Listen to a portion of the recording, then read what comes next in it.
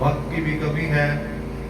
मैं इस पटवार यंग वेलफेयर सोसाइटी के सरपरस्त जो हैं, सदर, जनरल सेक्रेटरी, जितने इसके उहदेदारान हैं, मैं उनका सबका शुक्रिया अदा करता हूँ कि इस प्यारी मजलिस के अंदर, जिसके अंदर सबसे ज़्यादा ये खुशी हो रही है कि बुजुर्ग और नौजवान आज एक जगह इकट्ठे बैठे हैं।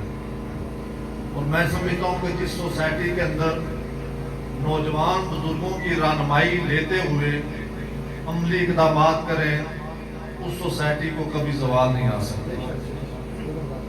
हम देखते हैं कि मुल्क का किसी फौज का सिपह सलार वो कभी हमने 18-20 साल का नहीं देखा है।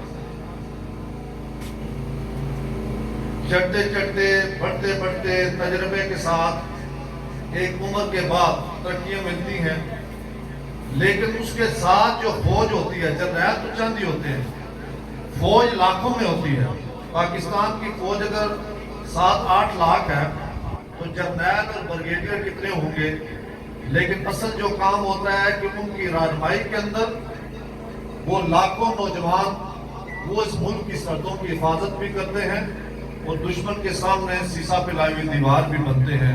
मुझे यही नजर आ रहा है आज काजियां के अंदर कि इन बुजुर्ग सिपह सलारों की क़यादत के अंदर काजियां के नौजवान जो हैं वो इंशाअल्लाह अपने इस इलाके को खूबसूरत भी बनाएंगे। और मुझे सबसे ज्यादा जिस बात की खुशी हुई है, दुनिया के अंदर बेशुमार जगहों पे सोसाइटियां मौजूद हैं, NGOs मौजूद हैं, वेलफेयर के इदारे मौजूद हैं, लेकिन वो दुनिया के लिहाज से फोकस किए होते हैं। अगर हमारा शहर साफ सुथरा हो जाए, मोहल्ला साफ सुथरा हो जाए, हमारे नौजवान की निगाहें साफ सुथरी ना हो, हमारे दिल साफ सुथरे ना हो, वो मुअत्तर ना हो, पाकीज़ा ना हो, तो मैं समझता हूँ सफाई का कोई फायदा नहीं है, वो गंद ही मचाती है। इसलिए जो नमाज के लिए आपने काम किया है, नमाज बेहयाई से बचाने वाली चीज है, नमाज बुराइयों से बचाने वाली चीज है। और मैं ये समझता हूं कि जो मुसलमान बिलखुसूस नौजवान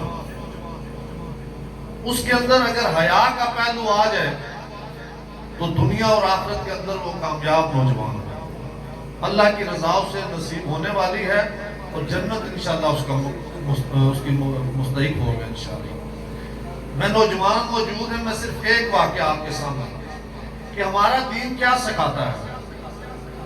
एक दफा हातिम ताई की बेटी कैदी बन के आती है, नबी सल्लल्लाहु अलैहि वसल्लम को पता चलता है, मैं इशारों के अंदर बात करता हूँ। वो इस तरह करते हैं कि कुछ नौजवानों को उसके साथ रवाना करते हैं कि आप इस बच्ची के साथ जाएं, हातिम ताई की बेटी को उसके भाई अदी जो है उसके घर तक पहुंचा दें। दूर दराज इलाका था, जंग के दौरान वो पकड़ी जाती है। वो नौजवान उसे अपने साथ लेके जाते हैं और रास्ते में दिन भी आते हैं और रातें भी आती हैं, जंगल बियाबान सहरा भी आते हैं, रातें गारों के अंदर भी तारीकी के अंदर गुजारते हैं।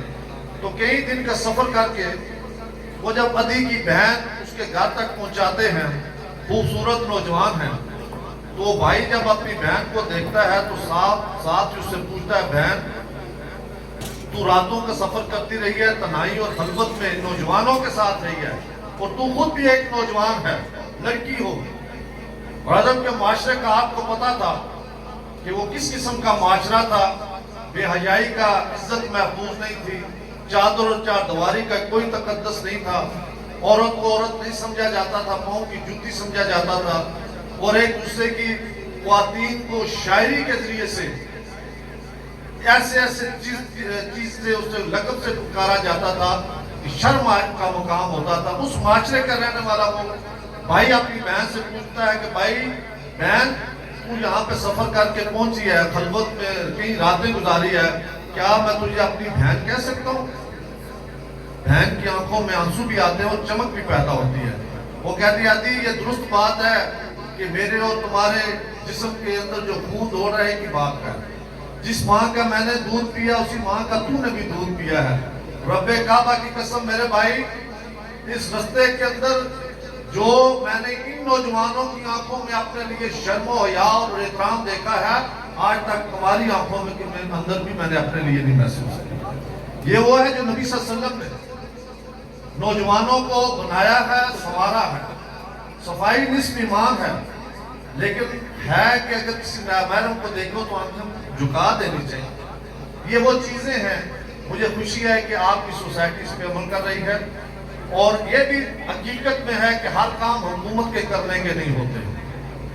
حکومت جہاں پہ ہم بے شمار دفعہ دیکھتے ہیں کہ یہ جو سڑک بن جاتی ہے، اس سڑک کے اندر جس کے اندر تالکول ہوتا ہے یا رک ہوتی ہے یا بجری ہوتی ہے، تو اس کے لیے کینسر ہوتا ہے پانی۔ ہم دیکھتے ہیں کہ ایک پانی تھوڑا سا کسی گھر سے نکلتا ہے اور جدھر جدھر سے جاتا ہے اس سڑک کو ختم کرتا جاتا ہے، تباہ و برباد کرتا جاتا ہے۔ یہاں پہ ہم کارپوریٹڈ سڑکوں کو بھی دیکھا، ان کا کیا حال ہو جاتا ہے۔ اگر یہ سوسائٹی اس پانی کو اگر رخ کوئی دے رہے، کسی نالی کے اندر کوئی شاپ، ہم بزرگوں کو دیکھتے تھے کہ ان کے ہاتھ میں ڈنڈا ہوتا تھا، پرانے بزرگوں کو، وہ ڈنڈے میں بعض اوقات نالی سے کچھ شاپر، کچھ کاغذ، کچھ روڑا نکال دیتے تھے، جس کی وجہ سے پانی رواں ہو جاتا تھا اور وہاں گندگی نہیں پھیلتی تھی۔ اس لیے میں یہ سمجھتا ہوں کہ یہ جو چھوٹے چھوٹے کام ہیں، ہمارا بھی المیہ یہ ہے کہ ہم کمیشن کے چکروں، یہ جو آپ نے 10 لاکھ کے کام کیے، یقین جانے اگر حکومتی سطح پہ ہوتے تو یہ 40 لاکھ کے کام کمیشن ہے۔ وہاں پہ میرے اور آپ کے خون پسینے کی کمائی کو ہڑپ کرنے کے لیے ہر روپے استعمال ہوتے ہیں۔ یہی کام سرکاری سطح پہ ہوتا تو 30-40 لاکھ سے کم یہ کام نہیں ہو سکتا تھا۔ تو میں یہ کہنا چاہتا ہوں کہ یہ چھوٹے چھوٹے جو کام ہیں، ان کاموں کو اگر ہم کریں گے تو ایسا بڑے خرچے سے ہم بچ جائیں گے۔ ایک سڑک بچ جائے گی اگر ٹوٹ پھوٹ کا شکار، لمبی اس کی عمر ہوگی، زیادہ عرصے تک وہ چلے گی۔ اور بزرگ یہاں پہ بیٹھے ہیں، میں یہ بات بھی دعوے سے کہتا ہوں کہ جتنا فنڈ ترقیاتی کاموں کے حوالے سے پاکستان کے اندر بیرون ملک کے ہمارے بزرگ یہاں پہ موجود ہیں، پاکستان میں ترقیاتی کاموں کے حوالے سے جتنے پیسے نکلتے ہیں دنیا کے کسی ملک کے اندر نہیں، لیکن ہوتا کیا ہے، سال کے بعد وہ سڑک ختم ہو جاتی ہے، کوئی پوچھنے والا نہیں ہے، کوئی آڈٹ کرنے والا نہیں ہے۔ سڑک خراب ہوگی، 2-3 سالوں بعد نئے ٹینڈر ہوتے ہیں، نئے کھاپے بنتے ہیں اور نئے طریقے سے چل جاتے ہیں۔ میں آپ کا انتہائی مشکور بھی ہوں، آپ کو مبارکباد بھی دیتا ہوں، دعائیں بھی ہیں۔ نیکی تو یہ ہے کہ نبی صلی اللہ علیہ وسلم کے اسوہ سے ہمیں پتہ چلتا ہے کہ راستے کے اندر اگر کوئی کانٹا ہے، کوئی پتھر ہے جو چلتے اور رکاوٹ بنتا ہے، اسے اٹھا کر اگر آپ ایک طرف کر دیتے ہیں اور راستے کو صاف کر دیتے ہیں تو اللہ تعالیٰ اس کا بھی بہت بڑا اجر دیتے ہیں۔ اور یہ آپ دنیا ربنا آتنا فی الدنیا حسنہ وفی الآخرۃ حسنہ، دنیا اور آخرت میں حسنات کما رہے ہیں۔ اور دعا ہے کہ ایک پاکیزہ صالح نوجوان یہاں پہ بنے اور ہمارے بزرگ سپہ سالار ان کی نگرانی کے اندر یہ سارے کام ہوتے رہیں۔